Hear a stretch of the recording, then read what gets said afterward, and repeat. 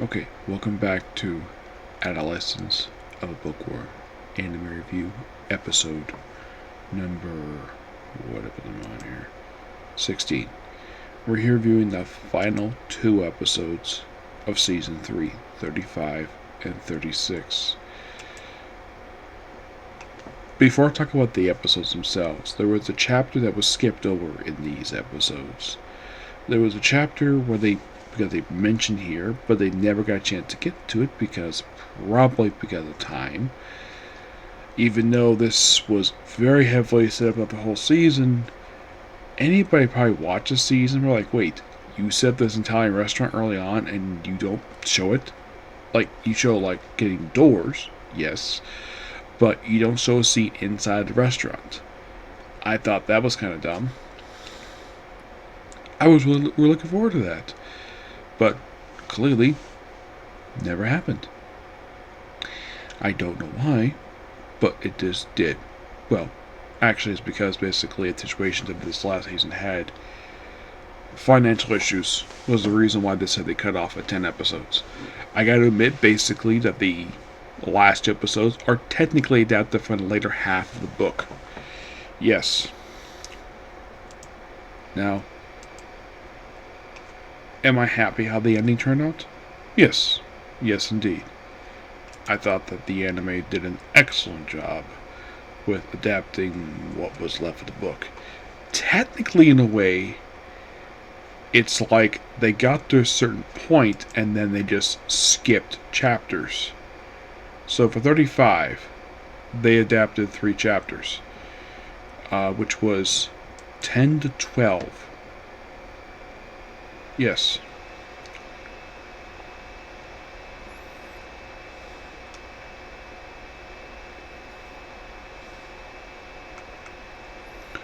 And then for the last episode of the season, which is the last episode made by this company, Aja Do Animation, which that's basically 13, 14. I'd say it started to adapt the epilogue, but I don't think it finished it. So, basically, here's what happens. So, Mayne's father Gunther shows up at the basically Fern is informed about the whole light being in the air. So Gunther shows up, tackles one guy who just happens to have the sack of potatoes just happen to have Mine in it.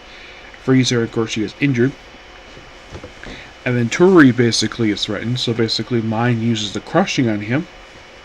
Long enough basically Gunther throw a knife at him and save Turi. So because of the fact basically of this whole situation, Mine takes a piece of her blood and puts on the black charm that she got, believe it or not, just a few episodes ago. Yes, she basically did this, and maybe be summoning basically Sylvester. Not here just yet. So basically they hurry back to the cathedral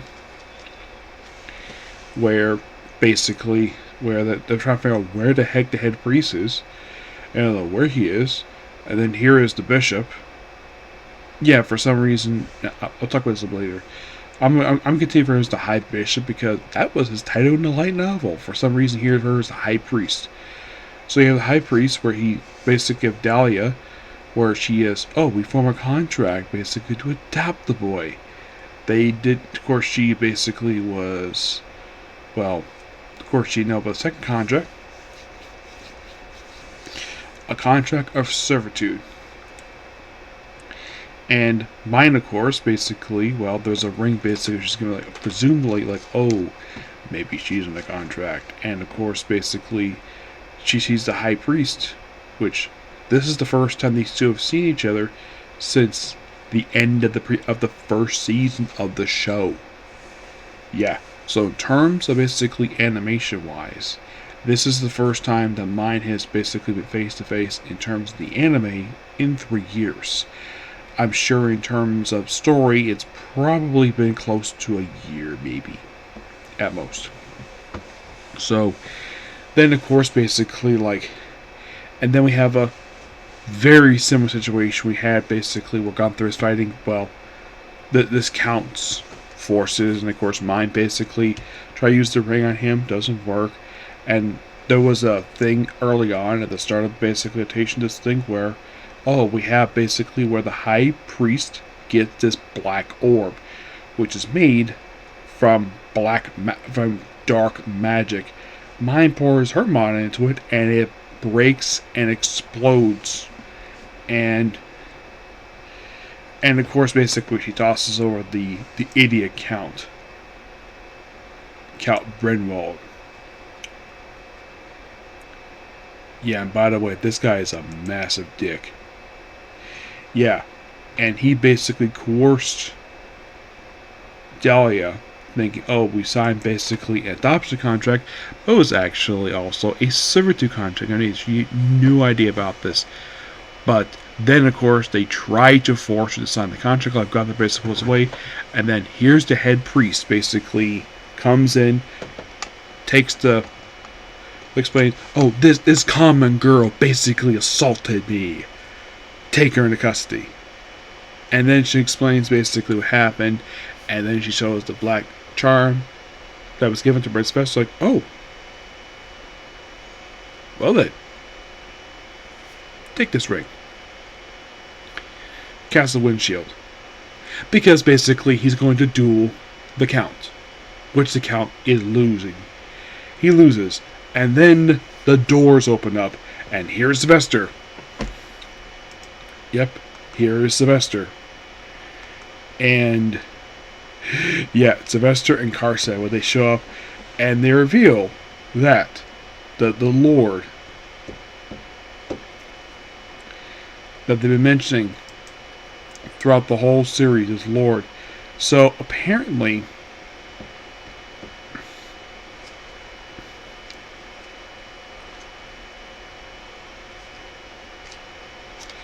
this guy's title is Ab Alfrest.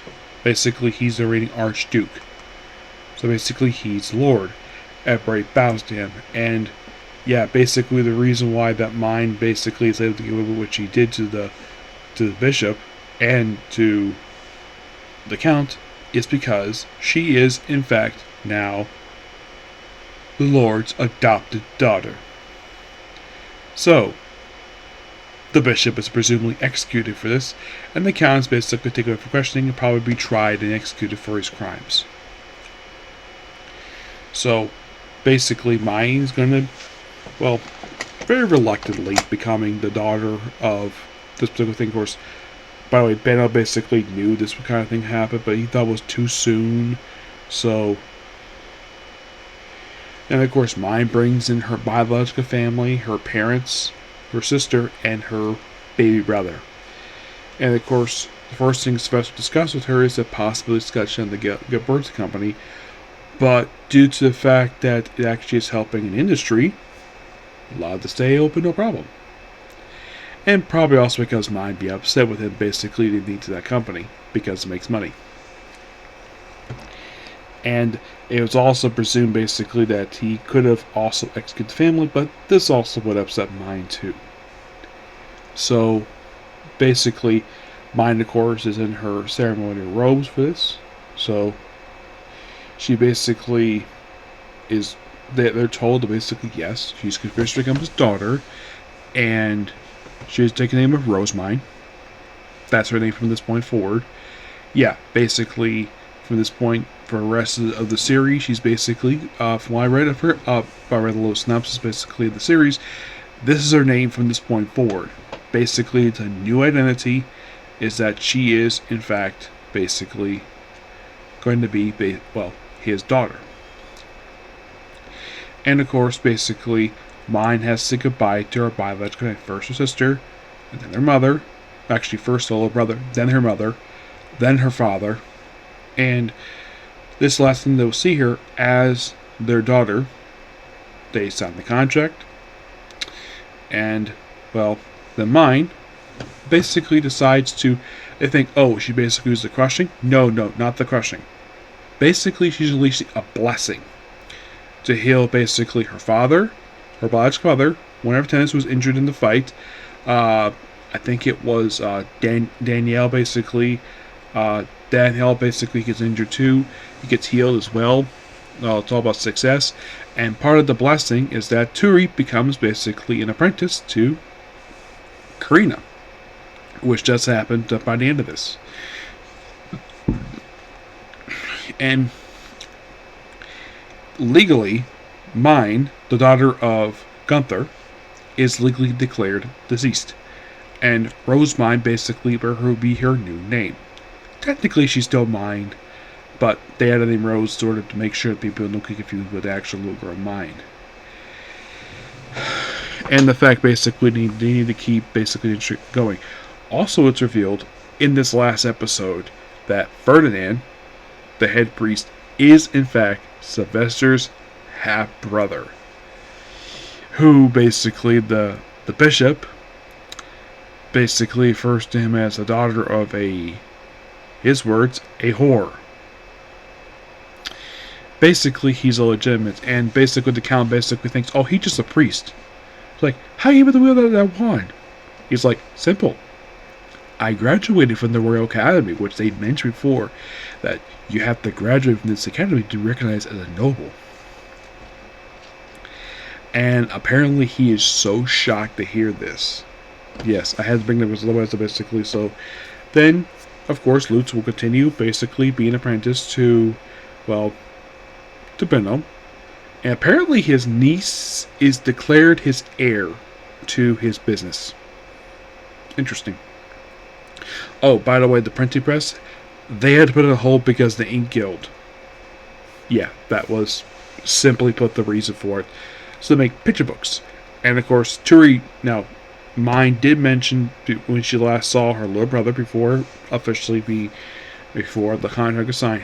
She did, before all this happened, she did make him basically a bell and a few other things thanks to John. So, basically, she'll continue making toys, obviously. And, by the way, the bishop's taken away. But as for Dury, she basically, kind of in a way, becomes the manager of the orphanage. And Dirk gets to stay with her. No problem. Because she deeply cares about this baby. I mean, she looks after him like she's basically like a big sister to him. Because that's kind of what I wanted her to do. Because technically, of everybody there, aside from mine, of all of her tenants, Dolly was the youngest. And the reason why basically she was spared, because she was being manipulated. But basically no longer serving anybody.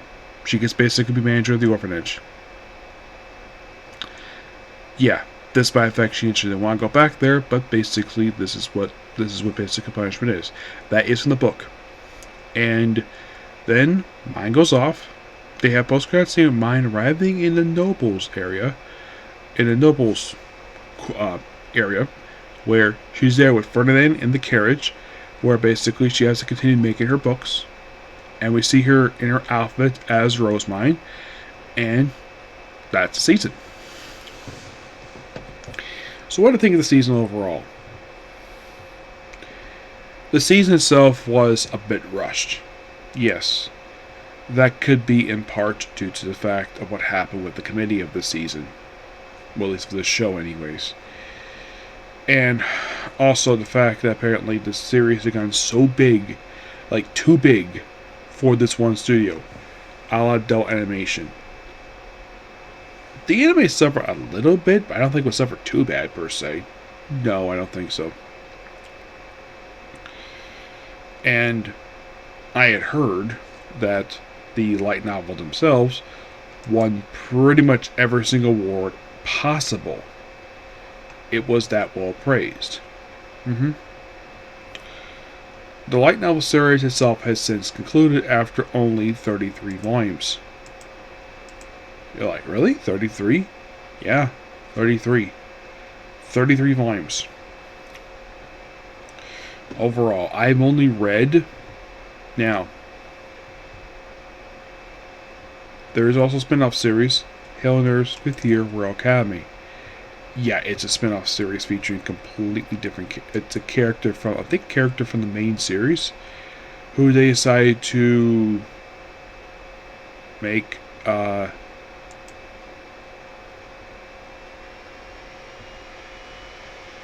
spin-off series.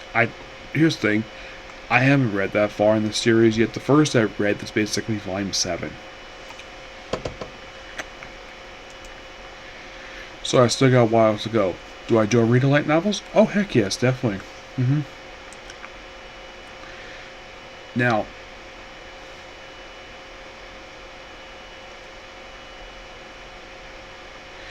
the series was concluded as of 2 years ago. There's also a side story collection. Yes, believe it or not, there was a side story collection for this particular series. I have not read it yet. Apparently, like, all of the volumes are released here. This is one of those rare occasions where, for a light novel series, that the series has been concluded in Japan, and if you're really curious about the final volume, which was 33rd volume overall, has it been released here? It has. It was released here last year.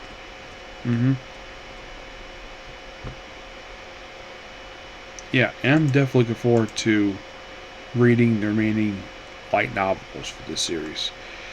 Because the fact right now I've read the first 7, I basically now have overall, I think it was like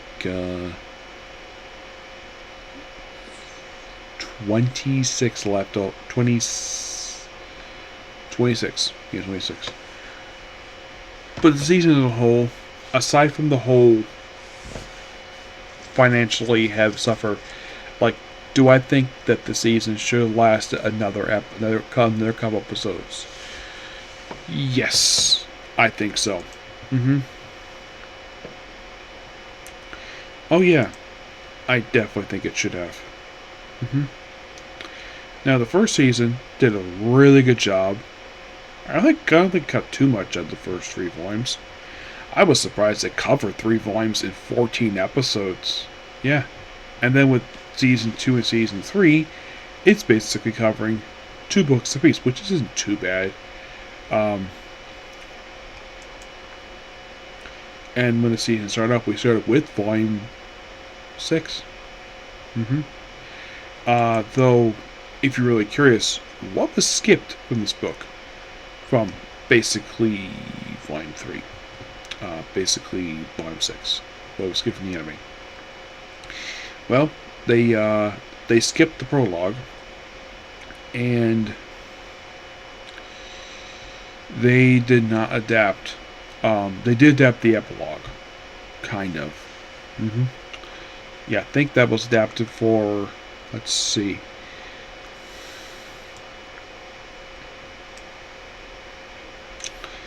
I think it was for episode 31. Yes, 31.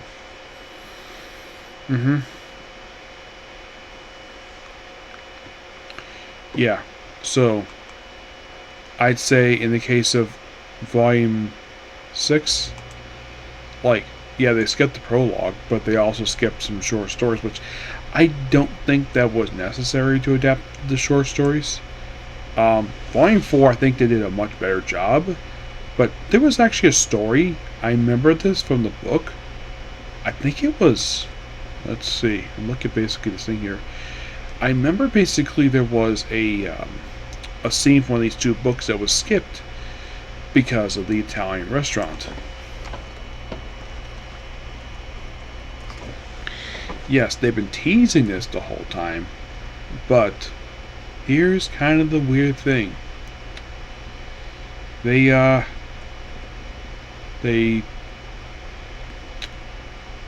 didn't adapt the scene.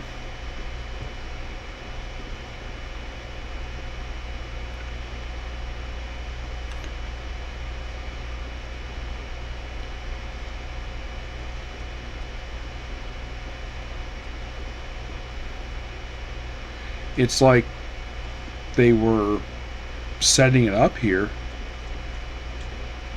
and they also got the scene out here related to I think it was wasn't Rosaline, it was the other one. Yeah, it was Rosaline, I think it was. Where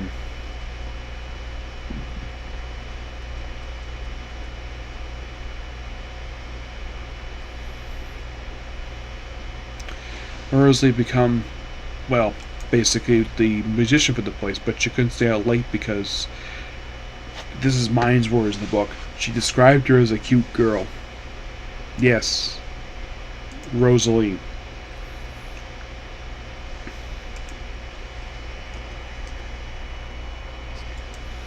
Rosalina. Who? Great girl. hmm And I definitely do think Brianne Knickerbocker did an amazing job voicing this woman. Like, I was shocked the fact that she voiced this woman. And she did an amazing job. Good job, Brianna. This character is amazing. She did amazing with this character. Like, once he showed up, I look forward every single time, basically, this character showed up in the series. And she, like I said, did an amazing job. Fran, the head attendant, who was going to, they did mention in the episode that he was going to continue being Mine's attendant, which became Rosalie. Yes.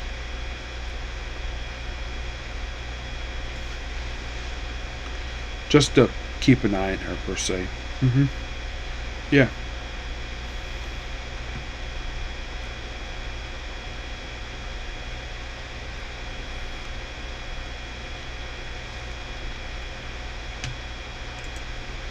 Gil. His voice actor did a pretty good job. Laura Shaw. Yeah. Excuse me. As for in the case of Lutz, he was voiced by Janine Trindo. That's who voiced him in the anime. And he did a pretty good job, too. Yes, I definitely think so.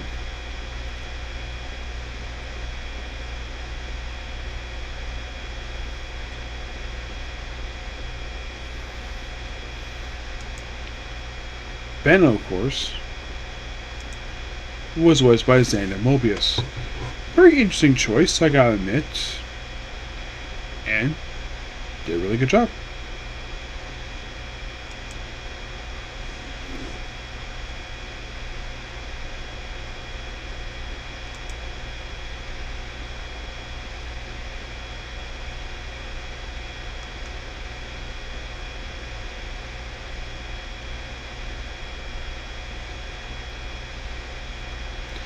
Yes. So that's going to be pretty much it to the video, and it's getting really late right now. So I'll see you all later with my reviews for Boom Boom Manger. How's next anime going through? Well, you'll find out and see. Okay? Thanks, too. Bye.